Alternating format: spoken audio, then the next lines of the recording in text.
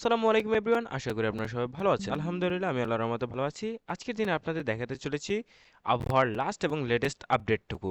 অর্থাৎ আবহাওয়ার যে পরিবর্তন হচ্ছে, আবারও পুনরায় কিন্তু বঙ্গোপসাগরে কিন্তু উত্তালতা সৃষ্টি হচ্ছে। মাত্র কয়েকদিন আগেই কিন্তু ঘূর্ণিঝড় রেমাল কিন্তু বাংলাদেশ অতিক্রম করে চলে গেছে। এখন কিন্তু আবারও বৃষ্টিপাত সহ নানা ধরনের সমস্যার সম্মুখীন হতে যাচ্ছে। আবহাওয়ার যে বিপর্যস্তটা, সেটা কিন্তু বাংলাদেশের উপর আবারও আঘাত হানবে। এই বছরে বারবার আঘাত হানবে, এমনটা কিন্তু আমরা অলরেডি জানাতে পেরেছিলাম আপনাদের আরও আগে থেকেই। তো তার ফলস্বরূপ কিন্তু আমরা বছরের প্রথম থেকেই প্রচণ্ড পরিমাণে তাপমাত্রা অনুভব করছিলাম, সাথে কিন্তু ঘূর্ণিঝড় রেমালের যে ভয়াবহতা, সেটাও কিন্তু খুলনাবাসী সহ সুন্দরবন সহ বাংলাদেশের উত্তরাঞ্চলের বেশ কিছু এলাকা কিন্তু সেটা উপলব্ধি করতে পেরেছে।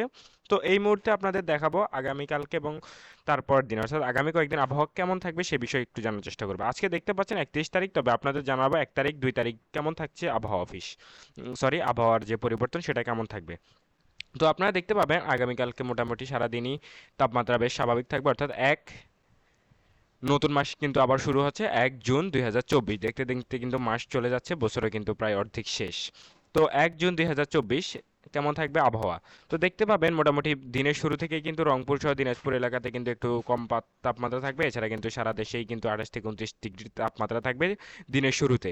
তো এরপর যখন সবচেয়ে ইম্পর্টেন্ট সময় দুপুর 2টা নাগাদ, এই সময় 2টা থেকে 3টার মধ্যে কিন্তু সবচেয়ে বেশি তাপমাত্রা পড়ে থাকে। এই সময় দেশের প্রায় প্রত্যেকটা এলাকাতে কিন্তু 34 থেকে 35 ডিগ্রি সেলসিয়াসের আশপাশে তাপমাত্রা থাকবে।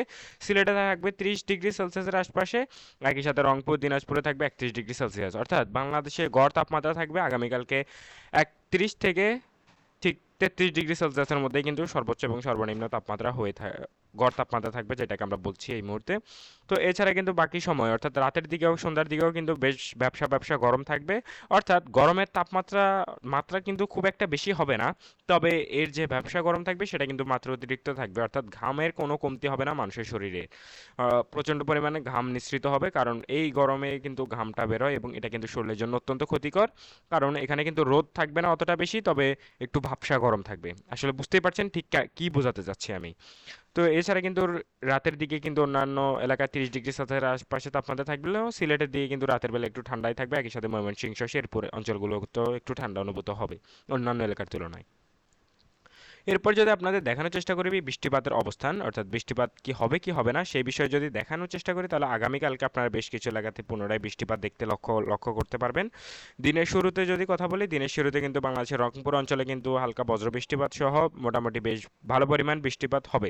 এছাড়া কিন্তু দিনের যদি বাকি সময় আমরা দেখানোর চেষ্টা করি, তাহলে আপনারা দেখতে পাবেন রংপুর দিনাজপুর সিলেট এই অঞ্চলগুলোতে কিন্তু হালকা হালকা বৃষ্টিপাত হওয়ার সম্ভাবনা রয়েছে, অর্থাৎ ধীরে ধীরে একটু মেঘলা অবস্থান থাকতে পারে। একই সাথে কিন্তু বগুড়াতেও এরকম অবস্থান থাকতে পারে। তবে রাতের দিকে সিলেট সহ বাংলাদেশের বেশ কিছু এলাকাতে বৃষ্টিপাত হবে। সিলেট, ময়মনসিংহ, শেরপুর, রংপুর, দিনাজপুর, বগুড়া, নওগাঁ, রাজশাহী, নবাবগঞ্জ, সিরাজগঞ্জ, একই সাথে কিন্তু যদি আমরা বলি তাহলে কলকাতার রায়গঞ্জ, এরপর রামপুরহাট, বর্ধমান, ধুমকুড়া, আসানল, তারপর দুর্গাপুর, বাঁকুড়া, বিশনপুর, এরপর রয়েছে ইংরেজ বাজার, সিহাবগঞ্জ, এই এলাকাগুলোতে কিন্তু হালকা বৃষ্টিপাত হওয়ার সম্ভাবনা রয়েছে রাতের দিকে। এছাড়া কিন্তু দিনের শুরুতে আমি আবার বলছি রংপুর অঞ্চলে এবং সিলেট অঞ্চলে বৃষ্টিপাত হবে। একই সাথে ময়মনসিংহ, শেরপুর এই এলাকাগুলোতেও হালকা বৃষ্টিপাত হবে দিনের শুরুতে, এবং সন্ধ্যার দিকেও কিন্তু সিলেট অঞ্চলে বৃষ্টিপাত হবে, এবং রাতের দিকে বগুড়া সহ নওগাঁ, শেরপুর, রংপুর, সিলেট এই অঞ্চলগুলোতে আবারও বৃষ্টিপাত লক্ষণীয় হতে পারে। এছাড়া কিন্তু বাংলাদেশে তেমন কোথাও বৃষ্টিপাত লক্ষ্য করা যাবে না, বেশ স্বাভাবিক তাপমাত্রাটুকুই থাকবে। তো এই ছিল মোটামুটি আমাদের কাছে আবহাওয়া নিয়ে লাস্ট আপডেট। তবে এই মুহূর্তে যদি কথা বলি, তাহলে কিন্তু দুর্যোগের কথা বলি, সেক্ষেত্রে কিন্তু সিলেটে কিন্তু ভারতের পানি ছেড়ে দেওয়ার কারণে কিন্তু আবারও কিন্তু সিলেটে বন্যা হওয়ার একটি সম্ভাবনার কথা জারি করা হচ্ছে। তো এই ছিল মোটামুটি আমার কাছে শেষ আপডেট।